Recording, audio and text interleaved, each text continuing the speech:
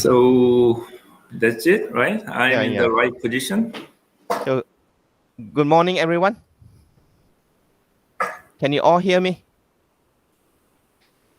So, ladies and gentlemen, so this morning, now we have the first keynote speaker, Professor Sung-Hoon from Seoul National University, South Korea. And the title for his keynote speech is Green Smart Grid and Smart Factory. So let me have a quick introduction for Professor An. So Professor An is a full professor in the Department of Mechanical and Aerospace Engineering at SNU, and is the director of the Innovative Design and Integrated Manufacturing Lab at the university. He received his undergraduate degree in aerospace engineering at the University of Michigan, and his master degree and PhD in aeronautic and astronautics from Stanford University. He joined Seoul National University in 2003 and served SNU Institute of Global Social Responsibility as a director, University Industry Technology Force, Korea as the president, SNU Graduate School of Engineering Practice as the associate dean, and Tanzania Korean Innovative Technology Energy Center as program director from 2017 until now. Dr. An research interests including soft robotic, smart composite material, nano fabrication, 3D and 4D printing, smart factory, green manufacturing, renewable energy, smart grid, and appropriate technology. He has published more than 300 peer-reviewed journal articles at Natural Material, Advanced Material, Advanced Functional Materials, Material Horizon,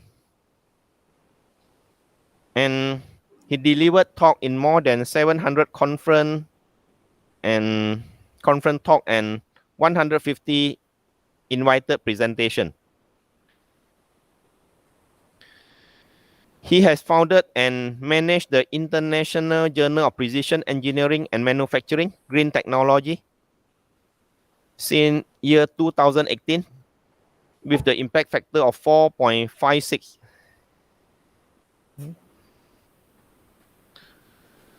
He is the initiator and co-chair of the International Symposium on Green Manufacturing and Application, ISGMA. So please welcome Professor An from Seoul National University to deliver his keynote talk. Professor An, the floor is yours.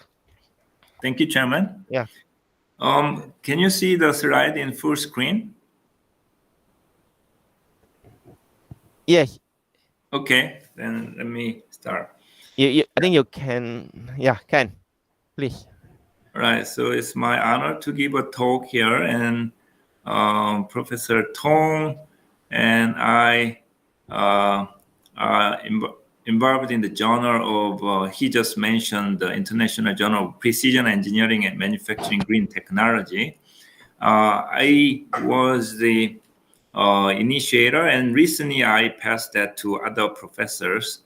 And my talk today is talking about green and smart. And as you see in the earlier preliminary talks of today, we heard a lot of good technologies and environmental energy and smart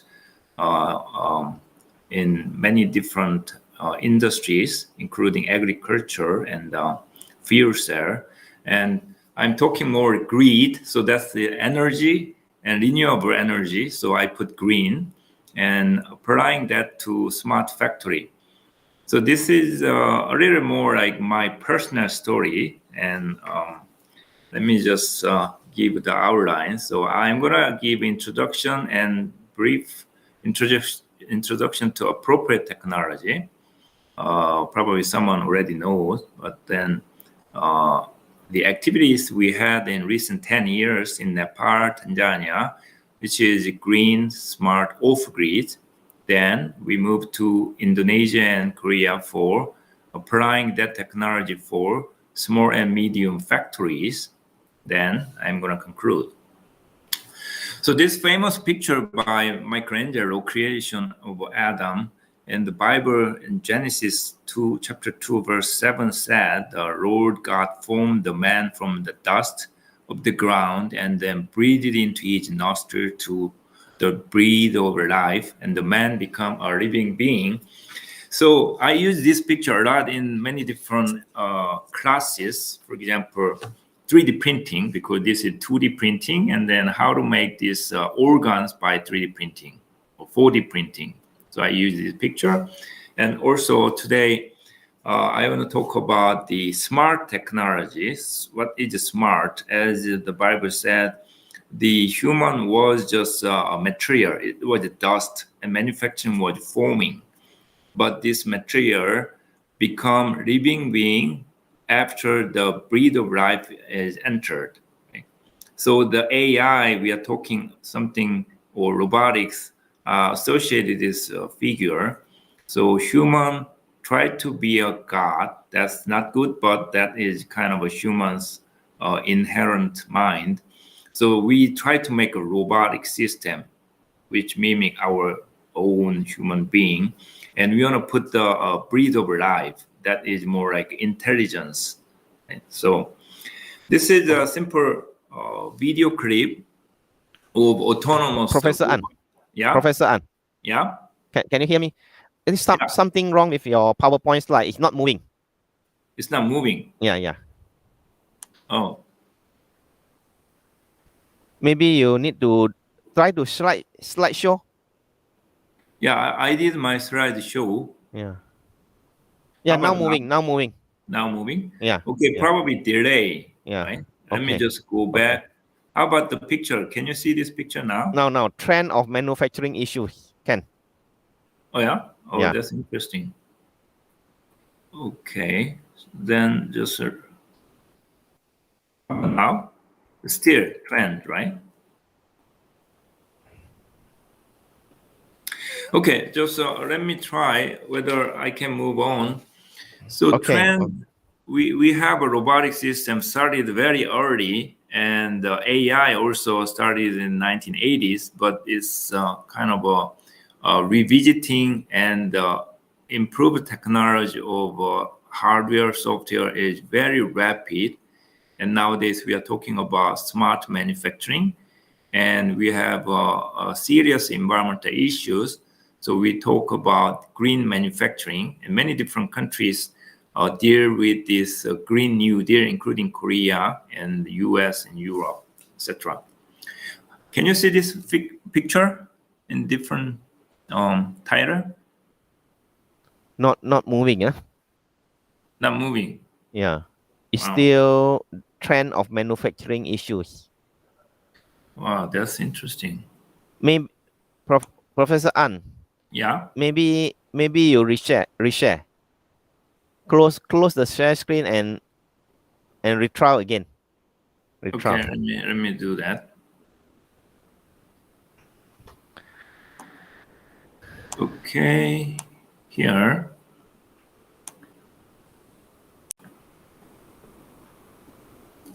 Let me just reshare that.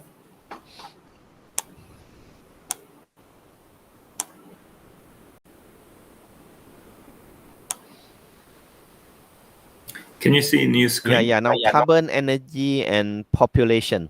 Okay, so we missed a couple of slides, but that's fine. Yeah. So today I'm talking more on the people in the bottom of the pyramid. So the pyramid is a wealth pyramid or population.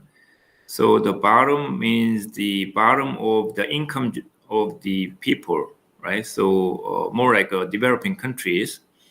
And the population trend shows that the over next like 20, 30 years up to 2050, the population grows up to 10 billion. That's a lot of people. Okay. Then a lot of increase is in the less developing countries or less developed countries. Right? So today I'm talking about the issue more on deprived people who will suffer from this carbon emission and energy crisis and then population growth. So right side graph shows that the energy consumption is 1/3 is about manufacturing, right? And the other like transportation or the heating and agriculture is not that big deal. So those people will suffer by shortage of water, energy, food, vaccine, and income. Okay? So how can we collaborate with those people and then make a synergistic effect? So now this is the simple question: which is more important for resilience of deprived people? So water or energy? Of course, I said at the beginning, I'm showing the energy, but usually people think that the water is more important, because if we don't have water, then people cannot survive. But in other view, if you have energy, you can start getting the water more, and then if you have more water by pumping the underground water, then you can make more irrigation farming, then income generation, then you have more energy by the additional income. Okay. So that's just a simple thought. Let me introduce appropriate technology. Appropriate technology in earlier terminology was intermediate technology. So it's not that high tech, but it's not that low tech, but it's depending on the situation, the best technology for the income, and it's good for their local sustainability and environmental soundness, energy efficiency. So the picture shows that the class project and SNU in 2018. So what it developed here is a trampoline. You see the outside of the door, those are students in a school, middle school in Tanzania. There are about 700 people. And the trampoline is the toy. You just jump up and down. Then this rubber kind of a sheet is making a bounce of the kids. But what it made is a piston and cylinder, which can make the compressed air. And the compressed air is stored in the tank, and by regulator, certain pressure can be provided to the spindle of the dental piece. So the dental spindle is kind of Professor An. Yeah. The slide not moving again. Oh, so what happened? Should I go to Zoom then?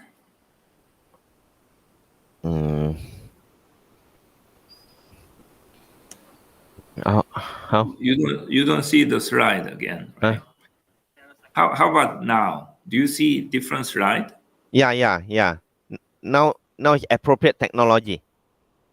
Okay, then it's not that good, but let me just use this slide form.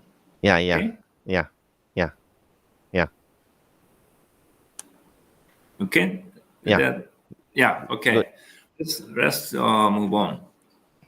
So the trampoline is generating air, and just kids are playing, right? That's fun. So the lined up 100 students lined up at the jump, and there is no electricity in the village, and usually that's the case in many developing countries with the GDP of 1,000 or 2,000 US dollar per year per person. So about 10% is electricity available in rural area or less. So this is a project making the dentist can do the simple treatment without any electricity, without any compressed air. Okay? So that's kind of a idea what is appropriate technology, I guess. Let me move on. Yeah, so the project at SNU started 2010. At that time, I got tenured as full professor. So I thought about that any meaningful activities beside the engineering or teaching or research. And I had a Nepali student named Binayak Bandari. He became professor in Korea, now in Australia. And he and the Christian fellowship in our department. So the picture is the members of a usual undergrad student in our lab, the department. So we meet every week, Wednesday, and eating pizza and discuss, the daily lives. And then suddenly we start discussion of the volunteer activities as mechanical engineer. Then we try to make these solar volunteers for renewable energy electrification of remote villages in Nepal, because we have a Nepali student. So this is not that good, but because you see this through text. But anyway, the idea is making off-grid in remote area. The altitude is about 2,000, 1,000 meter. And because it's off-grid, we try to put the battery or nowadays ESS kind of thing. So the renewable means solar, wind, or hydro. And we start learning of those systems ourselves. So Nepal is where Nepal is. It's above India and then between India and China. So the village is about 2,500 meter altitude, and the name is Lama Hotel. And a lot of tourists from Europe and US visit there. That's the camping site in 4,300 meter. Right? So it's pretty high, but in Nepal, that is not that serious mountain. They call it just dune or little small mountain. So we had the mission. So that was August of 2011, and within 1 week, go to the village and install solar power plant, very small, but that is serving electricity to the small village, which has about 8 hotels.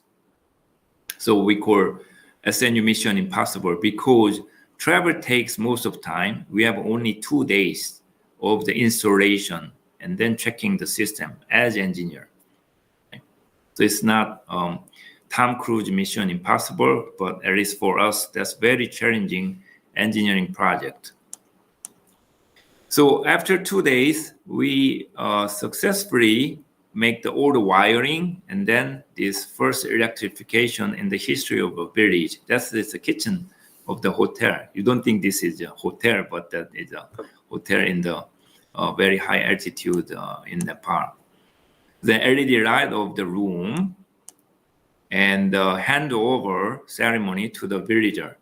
So that was very simple, but typical system in developing country. But most of the case, the issue was battery, because the battery is expensive and the income is not enough. That after 2 or 3 years, when the battery become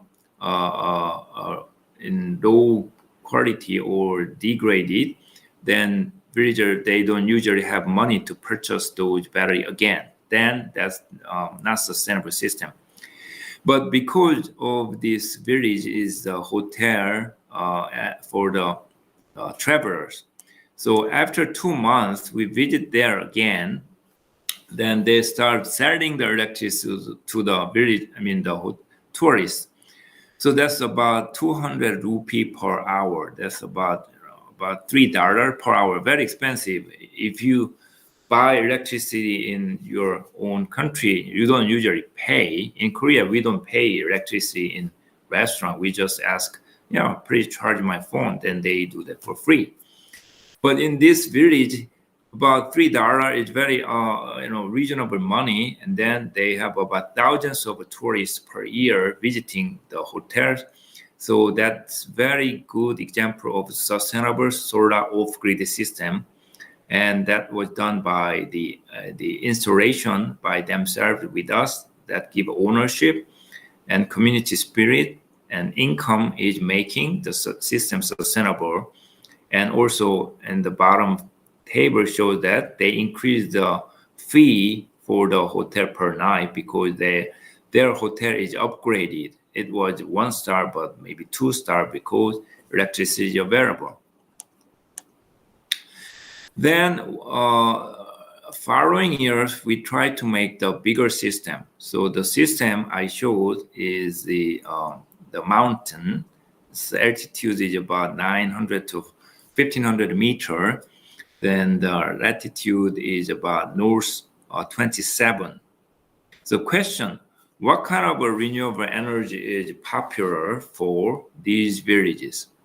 It was not engineering project, but that was a school project. So in our department, undergrad student and graduate student in my laboratory and other school professors joined together, and we tried to electrify about 12 square kilometer. You can guess 12 square kilometer is how big, right?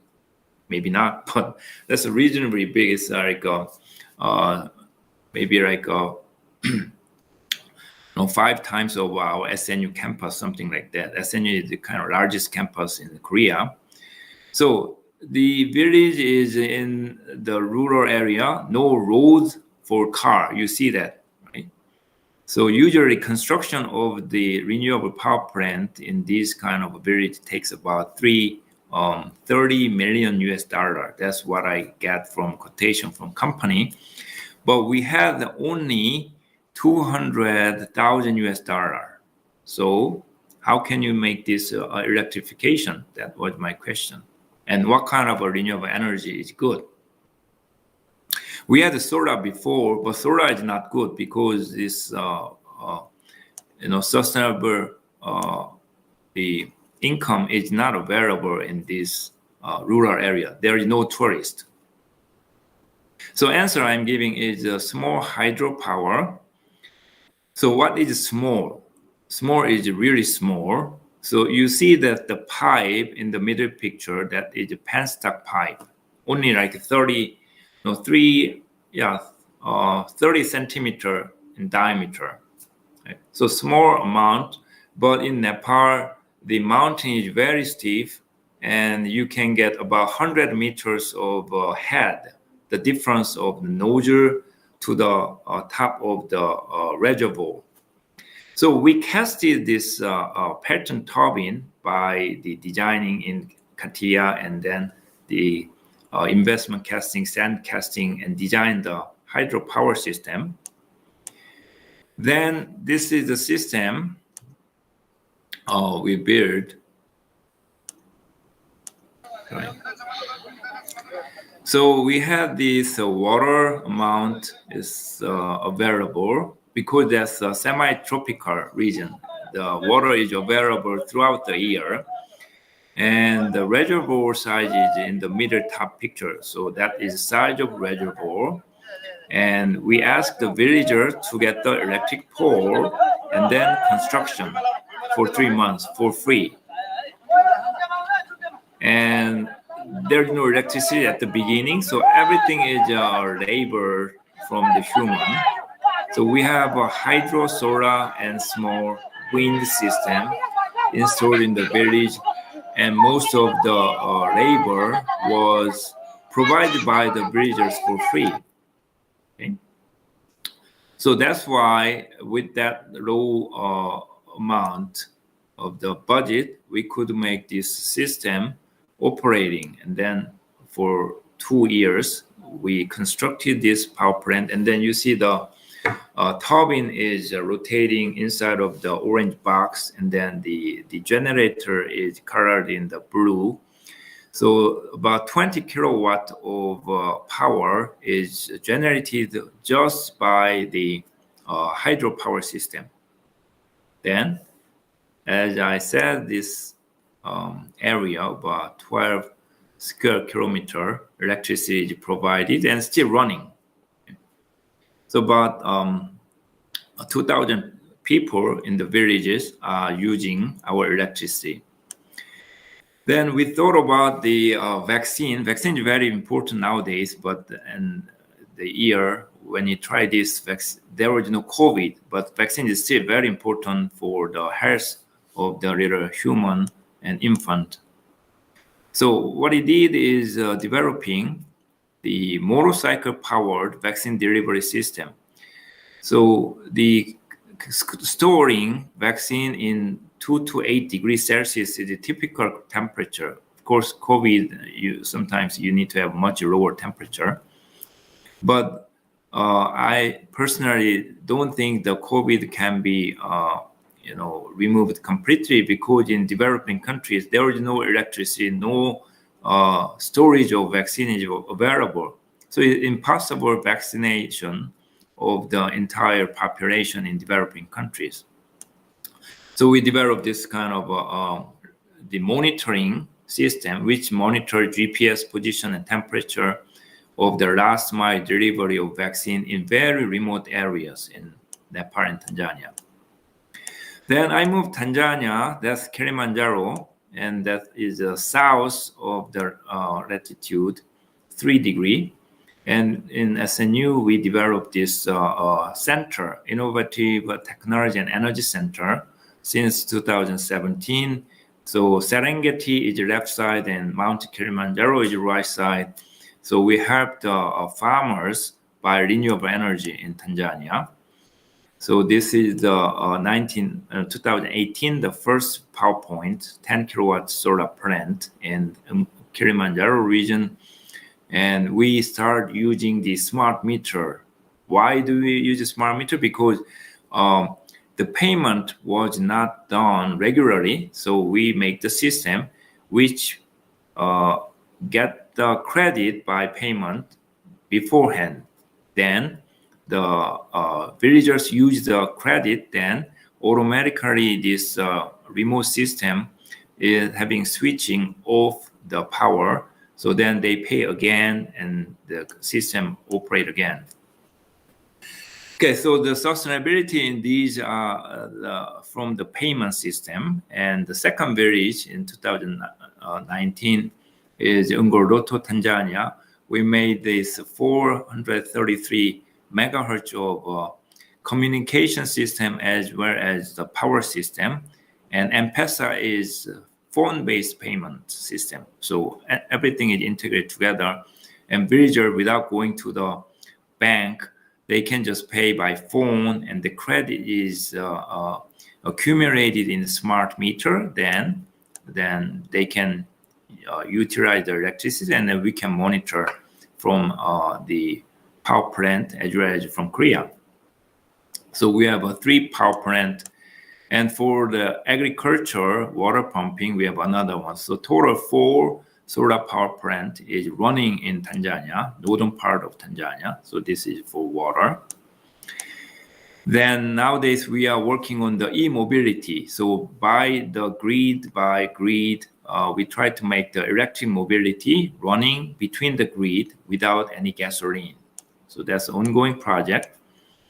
Then we thought about using that to Indonesia. So let me just skip that. And smart factory is now introduced by the meter.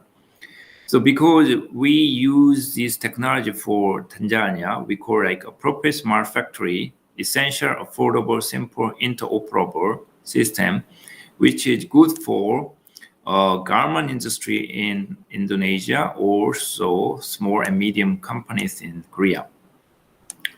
So this is about 5,000 people in one factory. It's 5,000 sewing machines for garment industry.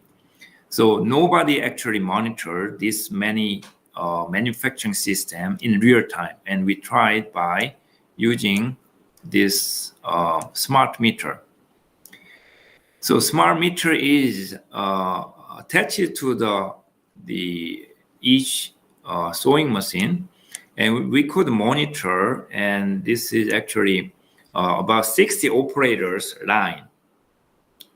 And because simulation is done, we can get this, where is the bottleneck, and then what is the performance of each operator, and we can optimize and improve the performance and the productivity. Right, then let's see. Right, so this performance is quite amazing actually.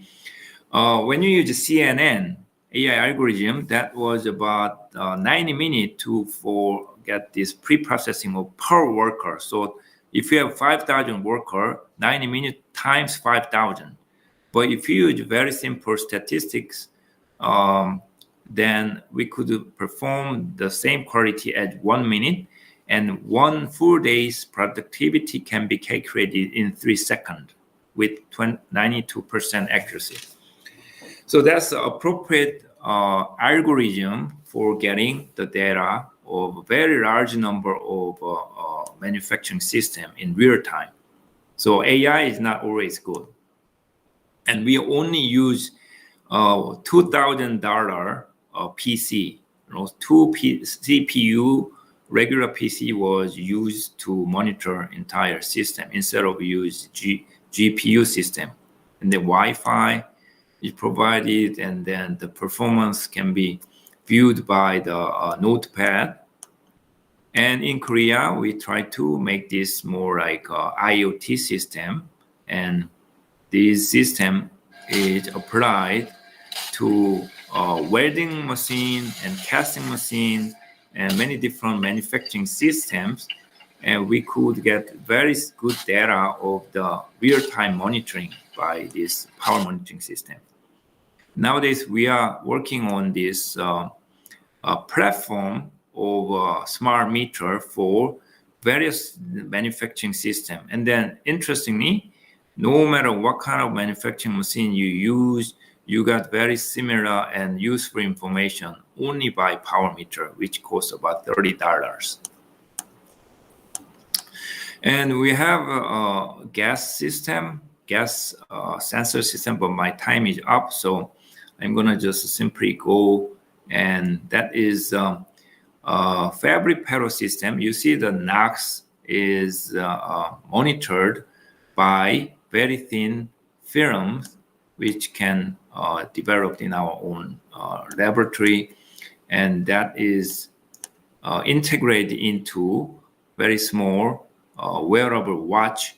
So the idea is when you wear this watch and going inside of the factory, then there's NOx or H2O, then the warning can be measured and then sent to the worker as well as manager.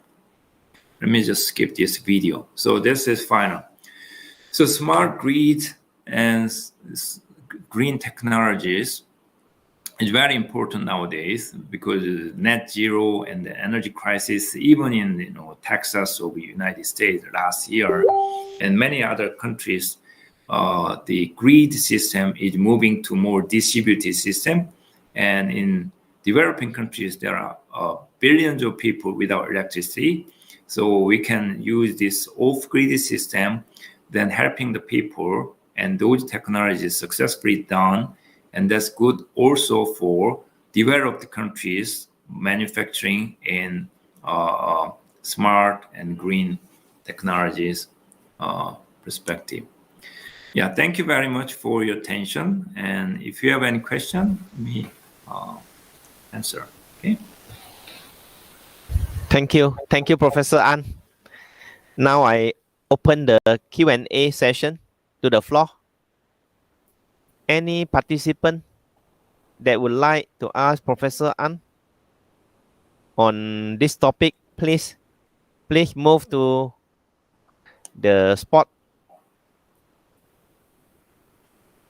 or you can key in your question in the chat box.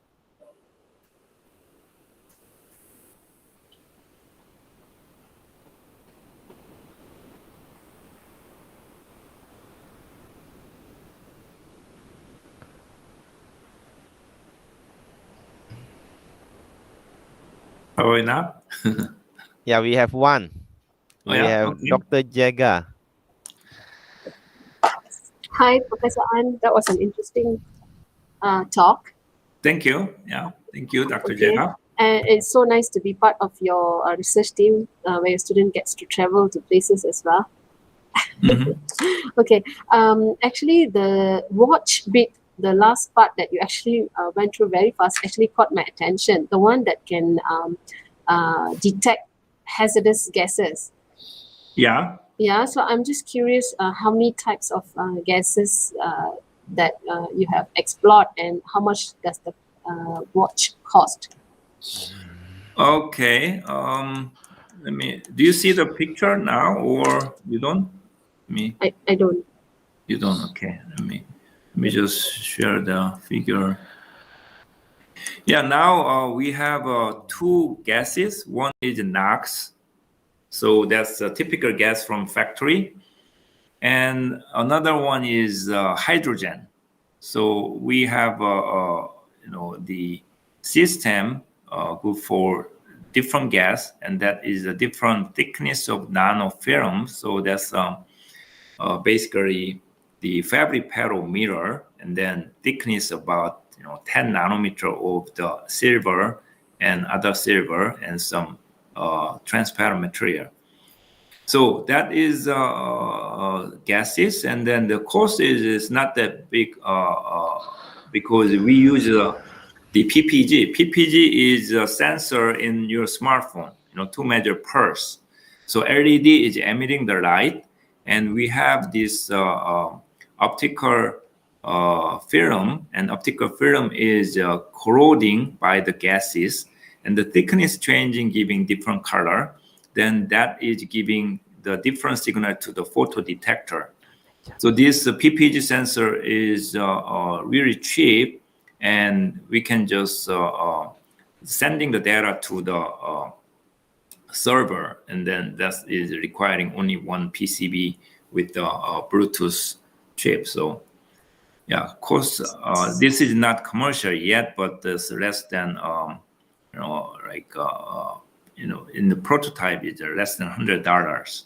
All right. So if it's exceeding the threshold limit, then it will emit some form of alarm, I believe. Yeah, you can program. You can send the sound and the display to the operator directly. So then you don't need to have any communication. But if you want, you can put this Bluetooth or Wi-Fi chip to send to the server, and then report to the manager. Right? So then, or distribute the same information to your co-worker, so they can get the warning. Yeah, we have a hydrogen leak, or we have a NOx in certain ppm. Then that's dangerous. Let's escape to the site, something like that. Oh, that's interesting. Yeah, thank you. Okay, thank you. Okay. Thank you, Professor An. I think due to the time constraint, we need to adjourn the keynote session. So Thank for you. all participants, okay, please Okay. thank Professor An for his wonderful talk. Very interesting, relaxed, but informative. Okay. So Thank you, Professor Tom. we'll continue with the next keynote talk at 2 p.m. A keynote talk by Professor Matthew Santamoris, and followed by Professor Chiu Hui He. Okay, so for now, you all can move to room A. For participant, you can move to room A for the oral presentation. Okay, there are 4 presentations at room A before our lunch break. Okay, thank you. Thank you again. Thank Professor An. Okay. We meet again, or we chat again. Okay, bye-bye.